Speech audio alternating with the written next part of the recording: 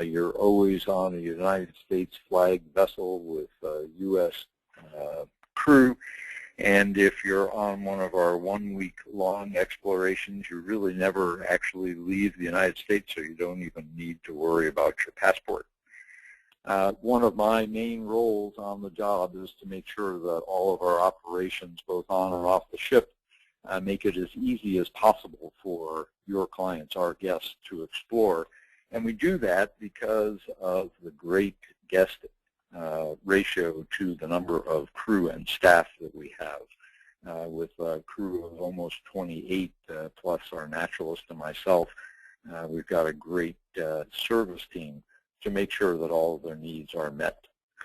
Our two sister ships, the National Geographic Seabird and Sea Lion, are perfect for exploring the inside passage waterways of the Pacific Northwest and Southeast Alaska. They're small, maneuverable, shallow draft vessels. We can get them into places that most large ships can't go.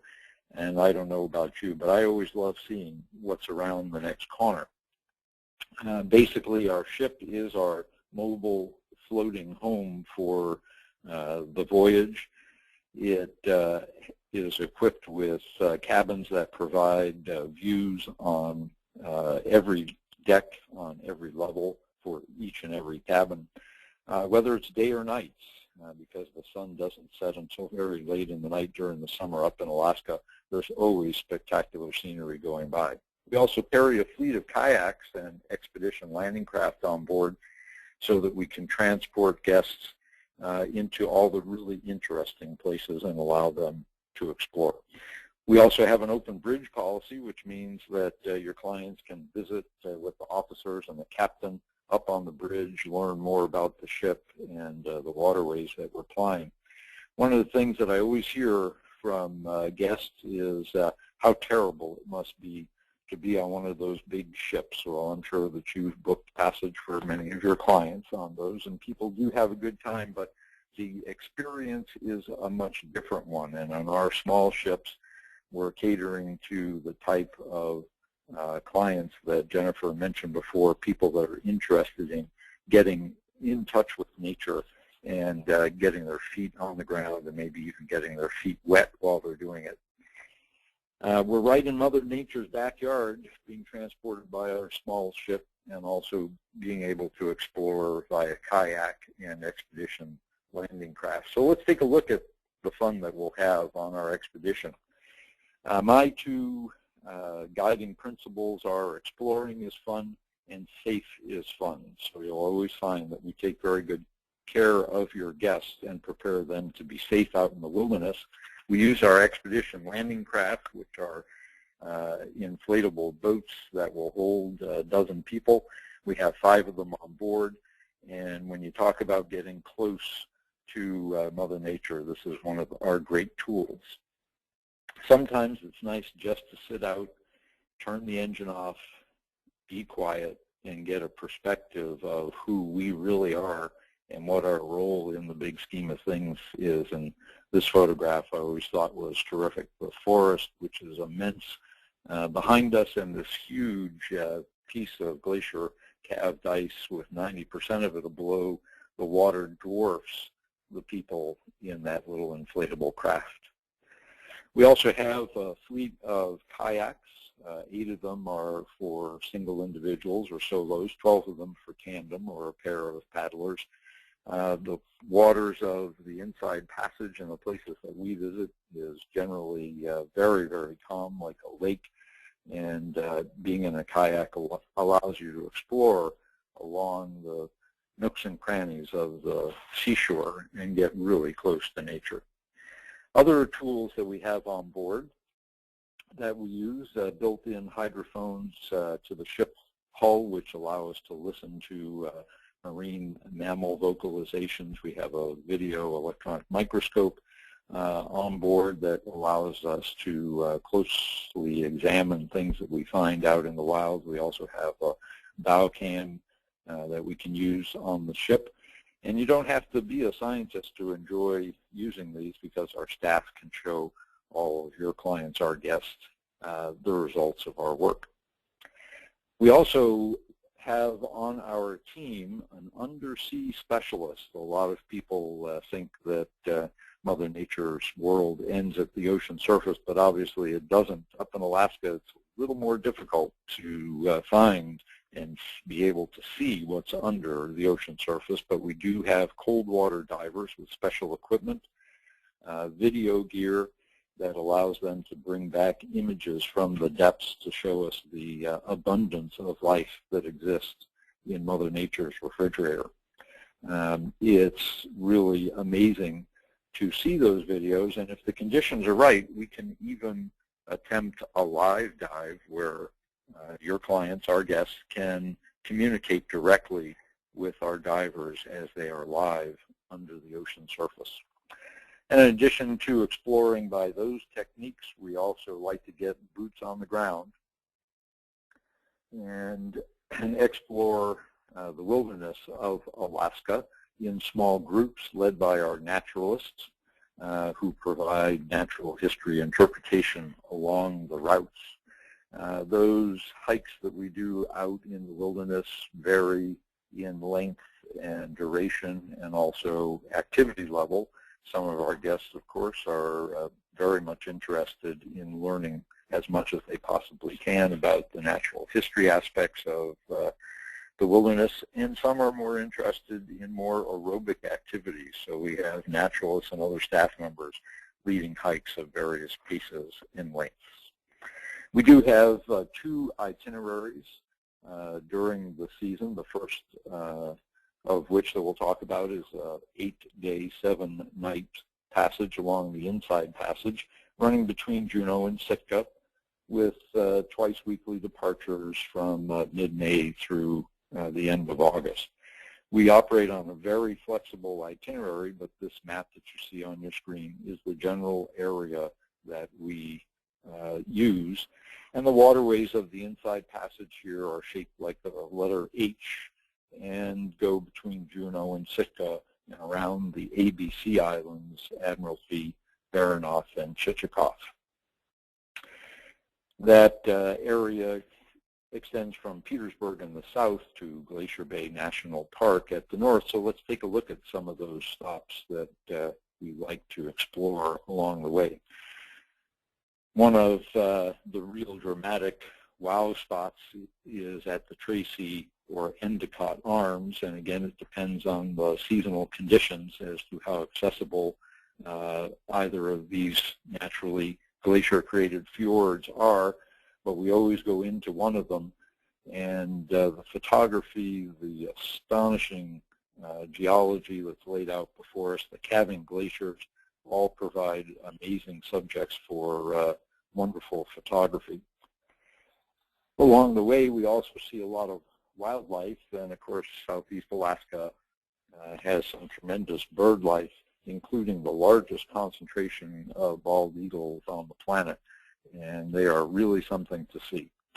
They're there in overwhelming numbers, and many people from the lower 48 have never seen a bald eagle in the wild. As we're sailing along, we also see other critters like these stellar or northern sea lions that are making a great comeback from near extinction in Southeast Alaska and are seen in many of the rocky outcroppings along our route. Further to the south, the little town of Petersburg is a great place to visit. This isn't a tourist town. It's a small fishing village where real Alaskans live, and we get to meet a lot of them, and they're just good as gold. The people there are just wonderful and very receptive to our being there.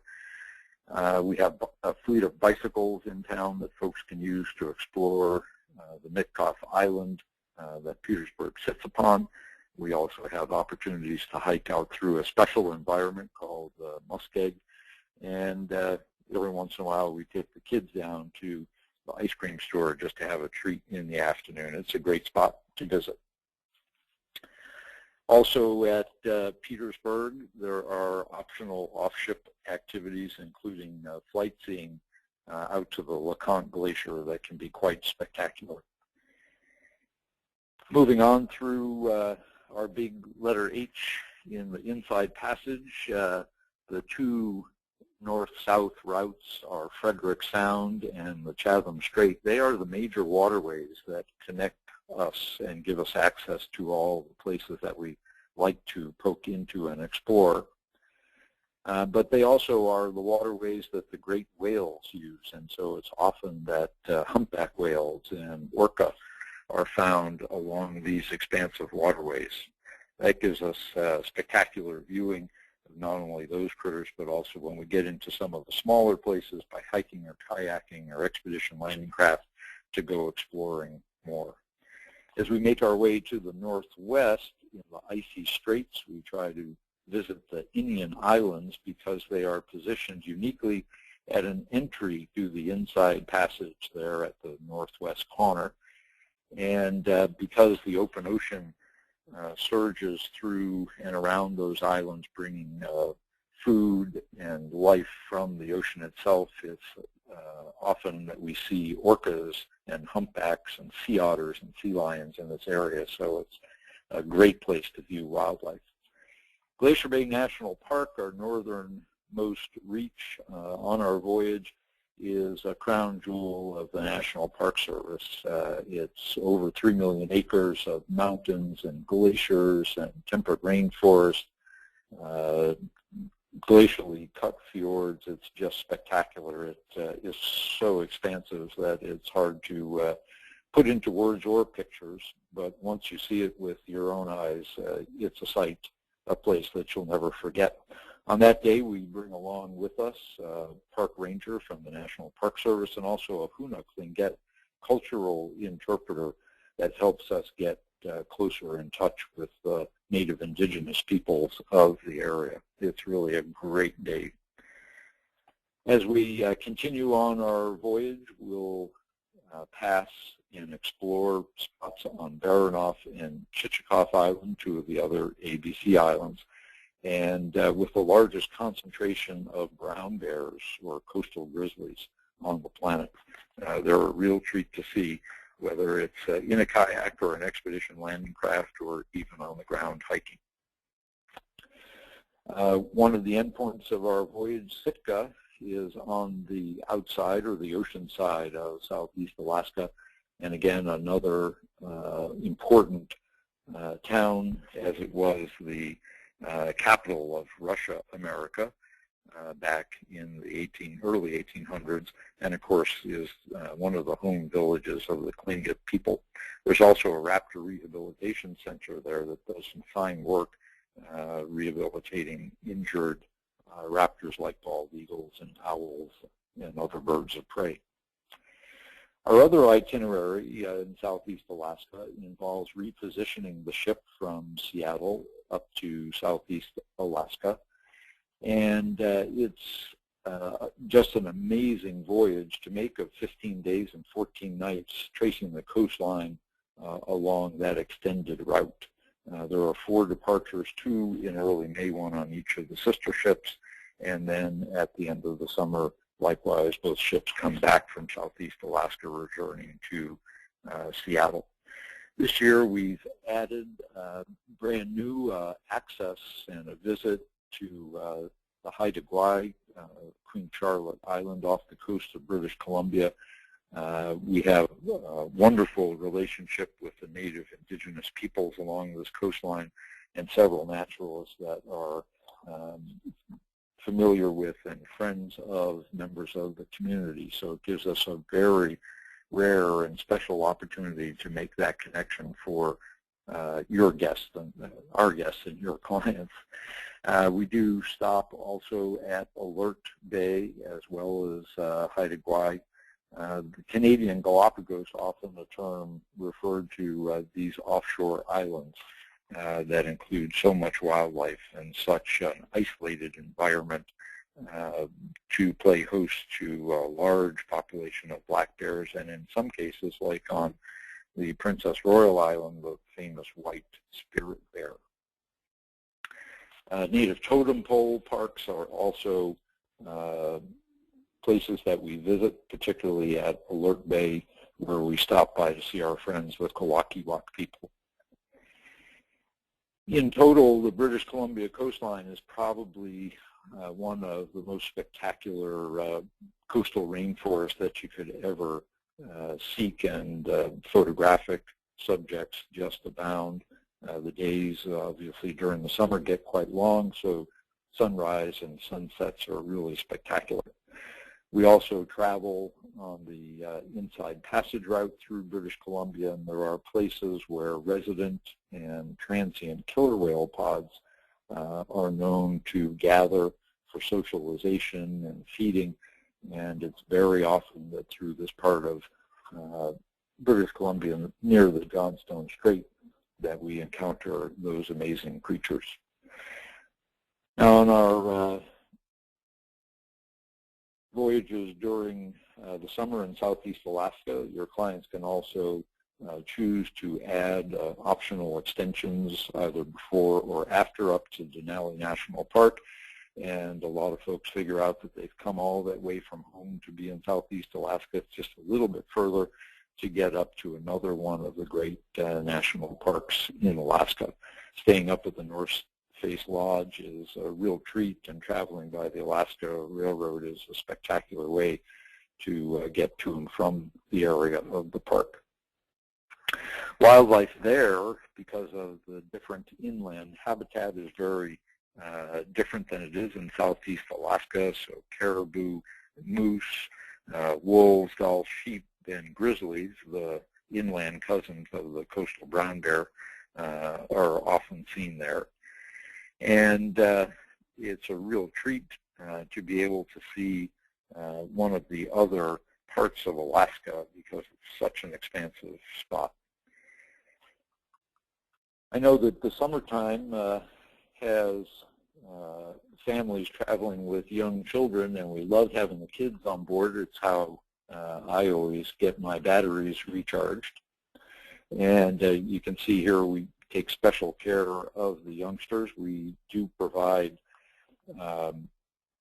kid-only activities where the kids can be in direct and very close proximity to and with our naturalists. They're not only great teachers, our naturalists, but they're also great communicators and have a lot of experience dealing with youngsters.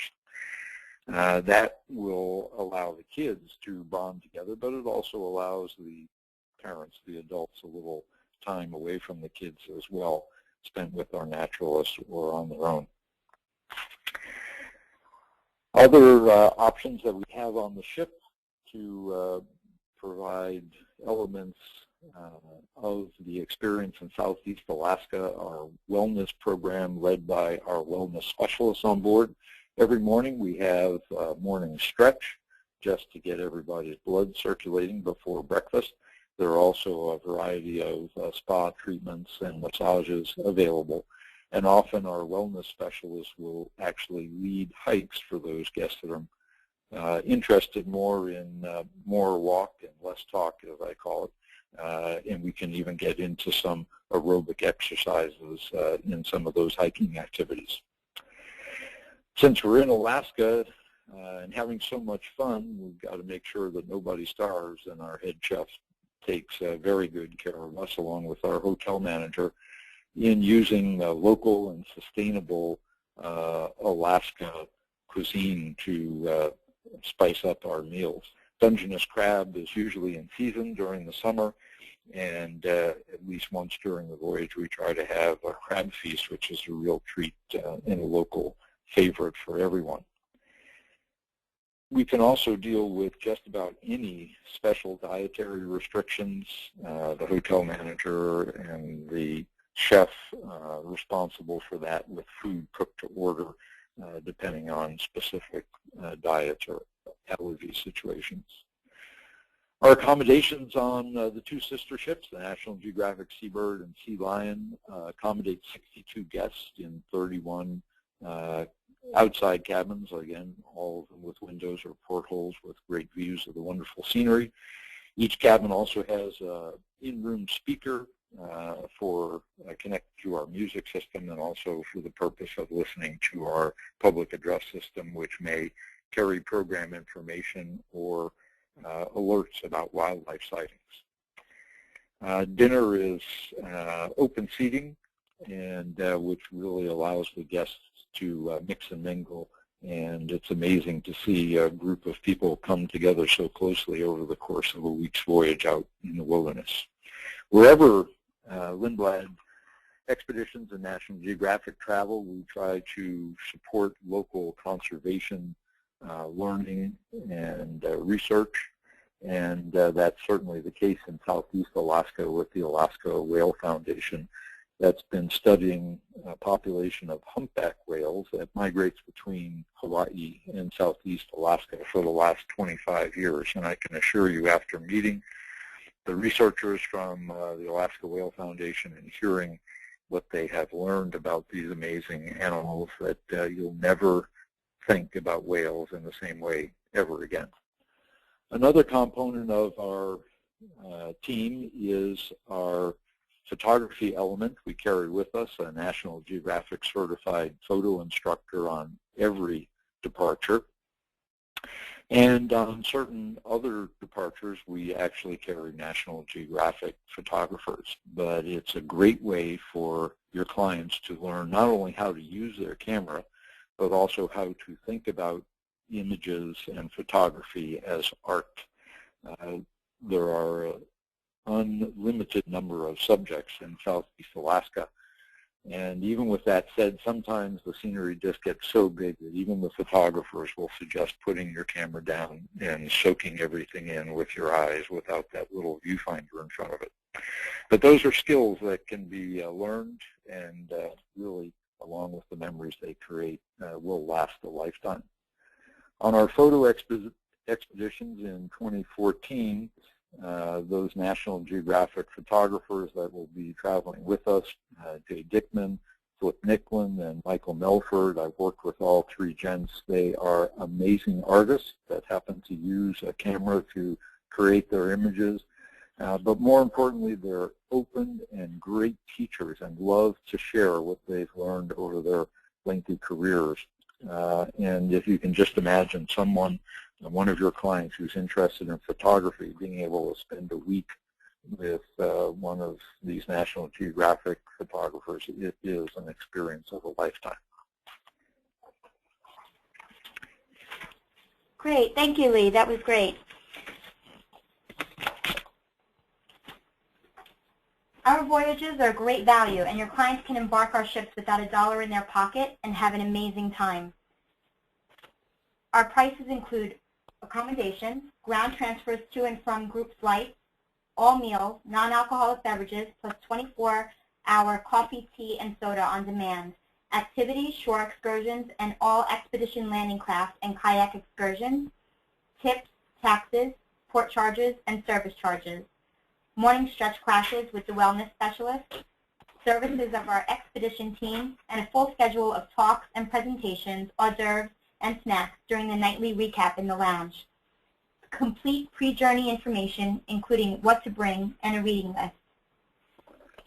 Here's a recap of the distinct features we offer your guests. Your clients travel with an expedition team dedicated to seeing that they get the most out of their journey, and we have the largest and most diverse expedition team in Alaska. Your clients learn more through our alliance with National Geographic, Lindblad National Geographic certified photo instructors on each expedition. More learning about whales through the Alaska Whale Foundation coming aboard. We offer a robust set of tools for exploration that make the experience especially rich. Expedition landing craft, kayaks, hydrophone. The seldom seen Alaska undersea is revealed, something not too many people get to see. As the pioneers of expedition travel, with 30 years experience sailing Alaska, we know it better than anyone. Flexibility and choice are a hallmark of our expeditions. Wildlife, sightings, dinners. Our commitment to conservation ensures your client's visit will be a force for good in the region. Our cuisine is fresh, delicious, and sustainable. We have a vegetarian option at every meal and can accommodate, as Lee said, every dietary restriction on request. You'll explore pristine areas by specially arranged permits, and we also have a video chronicler on board to record this once-in-a-lifetime experience, and everybody will get a DVD of their trip at the end. We actually have some great offers for 2014. We have free airfare on select May and June departures on the 8-day Exploring Alaska's Coastal Wilderness. If you book by March 31st, 2014, you'll receive free round-trip airfare from Seattle to Alaska on select May and June departures. There's also savings for families. Take $500 off the double occupancy rate for each person under the age of 18. And a last reminder that we're offering the additional $100 bonus commission for webinar participants. To redeem it, just call us with your booking, mention that you attended the Alaska webinar. We also offer a number of sales tools at expeditions.com/agents, where you can easily log in, request and track reservations, find marketing tools such as brochures, sales sheets, and a media library. Send emails and see the latest offers and see webinars on all our destinations. We encourage you to call us to request bookings at 1-800-EXPEDITION. And we've received some questions. We always receive questions on packing. Isn't that right, Lee? Oh, absolutely. And I can bet that some of our agents are already thinking about their clients who would just love this type of wilderness exploration. Southeast Alaska is a great place, but it's a temperate rainforest, so it's not tropical, and it's also not Santa's workshop, North Pole weather either. But you have to be prepared to be out in the wild, and the most important thing that everybody needs to have are boots, knee-high rubber boots.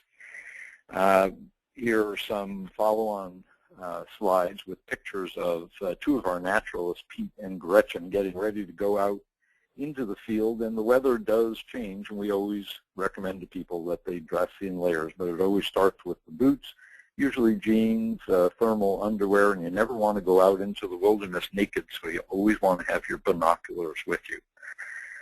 If the temperatures are a little bit on the cool side, fleece and hat, sunglasses is always a good idea, whether it's sunny or not, because of all the light that is there during the day.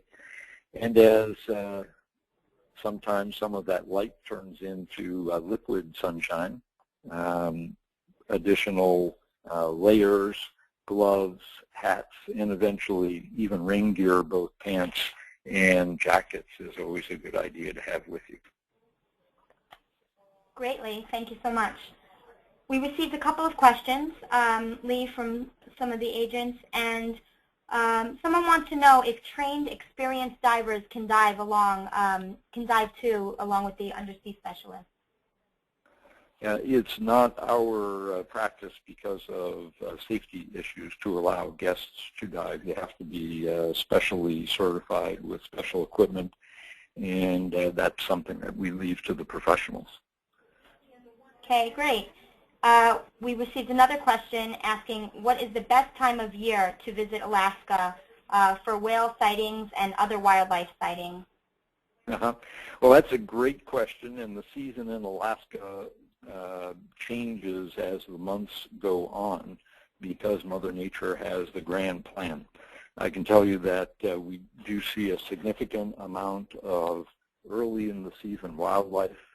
Spring is my favorite time to be up there, which would be from the beginning of May through the middle of June, for a number of reasons. One, that's when the bears are coming out of their dens. That's when the cubs are starting to be visible. And the whales that have migrated from Hawaii are already starting to show up in the Inside Passage, so there's plenty to see.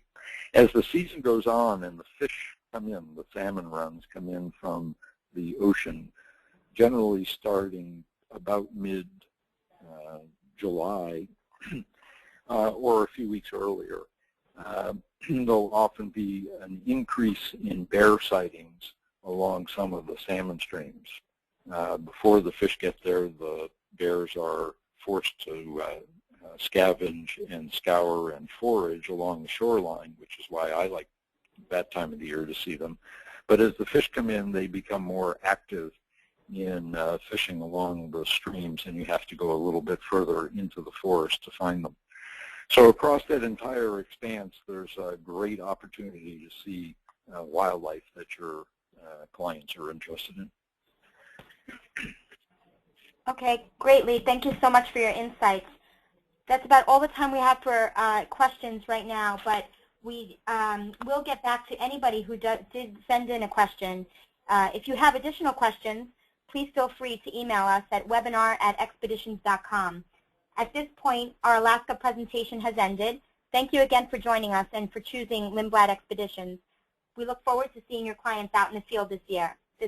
Have a great afternoon.